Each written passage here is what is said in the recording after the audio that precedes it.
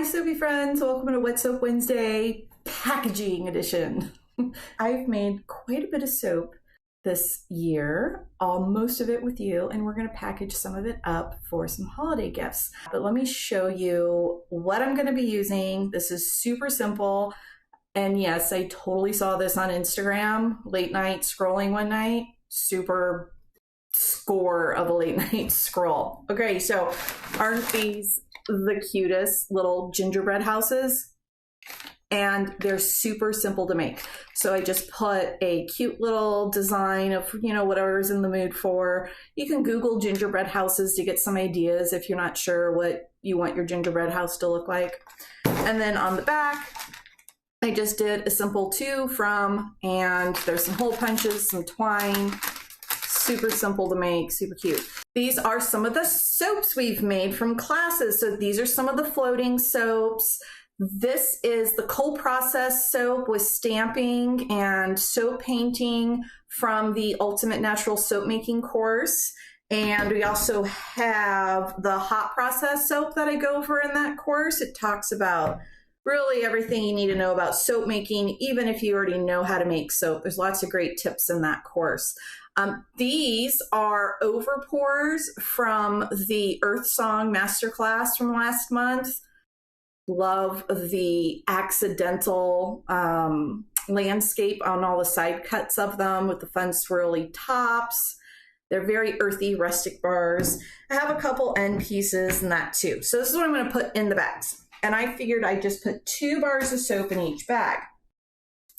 Now, the bags. Hi Jordan, thanks for popping in. They're basically just lunch sacks. So you can go down to your local grocery store and you can buy a bundle of 100 lunch sacks for like $3 or $4. I did buy, these are a size 4 Duro bag, and I buy them by the thousands. They are made from recycled material, and they are, of course, fully recyclable because it's just a piece of paper. I'm also going to show you something else I use these for. I think I'll do that real quick so I don't forget.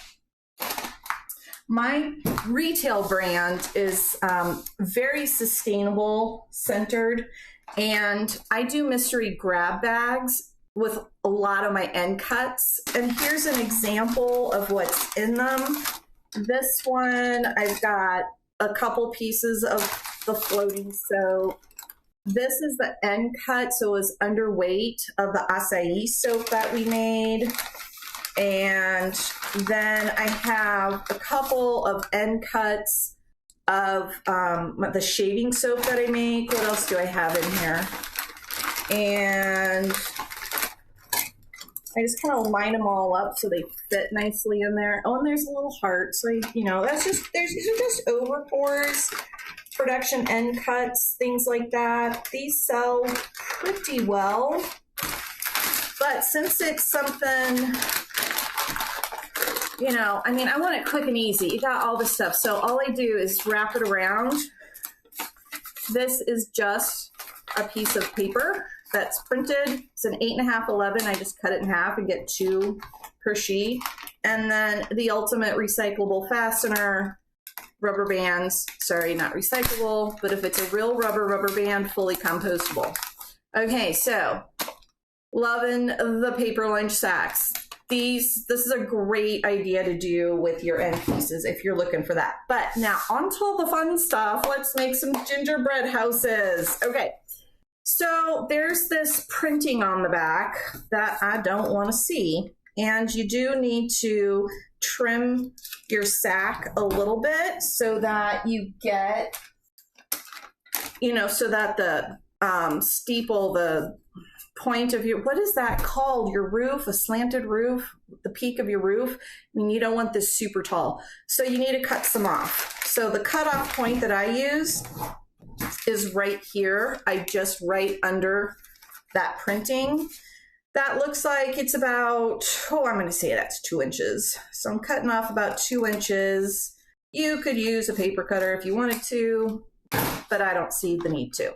Then, this is the hardest part of the whole thing. You just fold these in. Ta-da! Ta-da! This is so easy. I couldn't believe how easy this was with how cute it was. So this entire front face is going to be the front of your gingerbread house.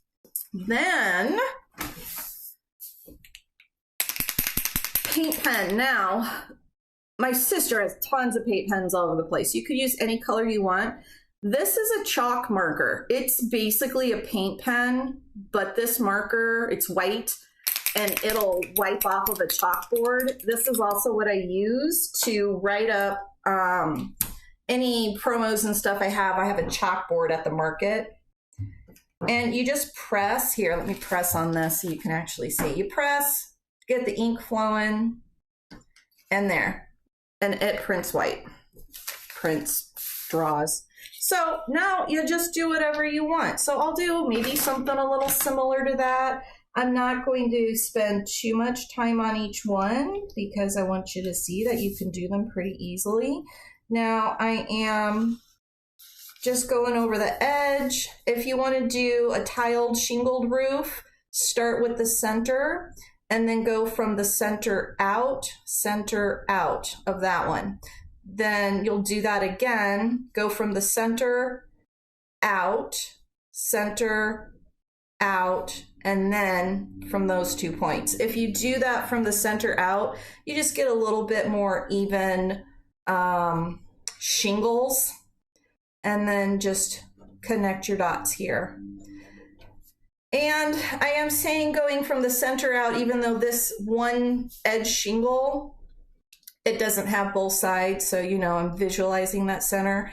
And if it's completely off, who cares? It's totally okay. These are handmade little treat bags, and they look super cute no matter how much of an artist you are or are not, or want to be or don't want to be on the particular day that you're doing these. Okay, there, we have a roof, yay. Now let's put, I like circle windows. I kind of wish I had a house that had a circle window. And then maybe some swirlies on either side of it. And we'll put some little dots. I'm just doing kind of whatever. Let's put more little swirlies there. Maybe this one, maybe someone painted a little flower up here. We'll just do some little, you know, you can also kind of think that you're just drawing on these like they are cookies or gingerbread houses. And then you can do, you know, whatever kind of door you want to do. Maybe I'll do some windows first. I'll do some, since I have a round window at the top, let's do some rounded, top round windows. So I don't think you'd have that many squares. And maybe put some frost on the windows.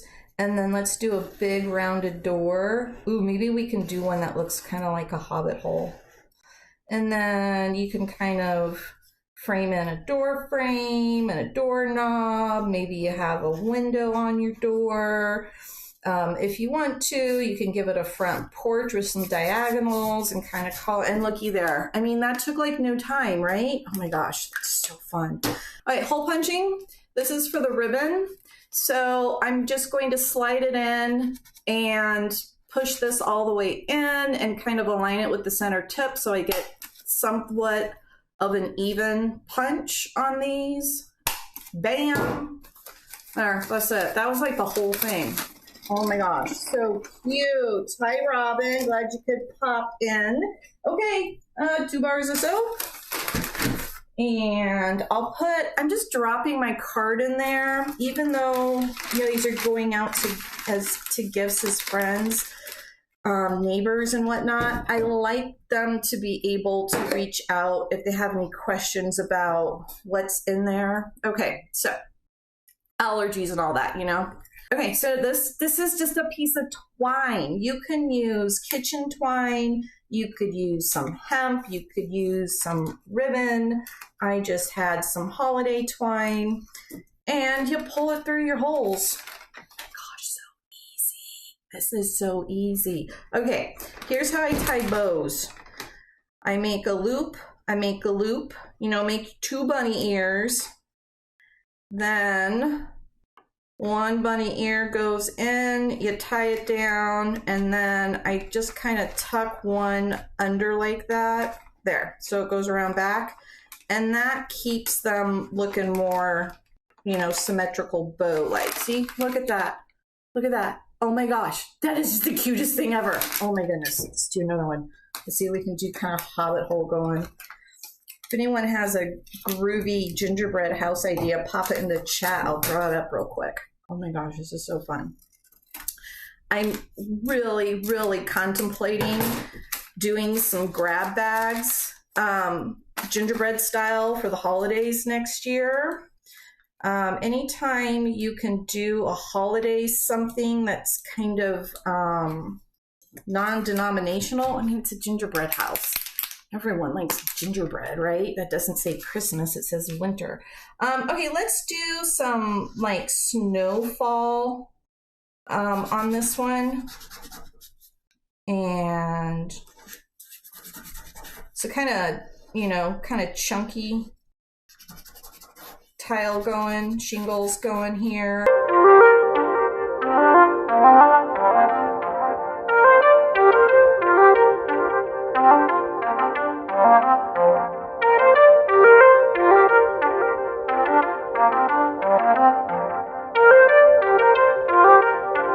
Potted cactus on the gingerbread house.